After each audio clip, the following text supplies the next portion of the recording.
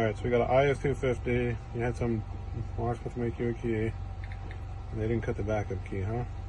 Yeah. So now you got locked out. I don't think I've ever cut this key. I need to fix this. I don't think I have them. I'll check though. Okay. Get a key. Sorry, what year is your car? It's a 2005. Oh yeah, we could do that for you, no problem. S250 83564.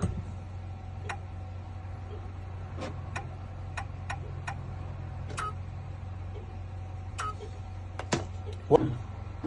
It makes sense because there's only like 6 cuts on this key as opposed to like a normal one that has.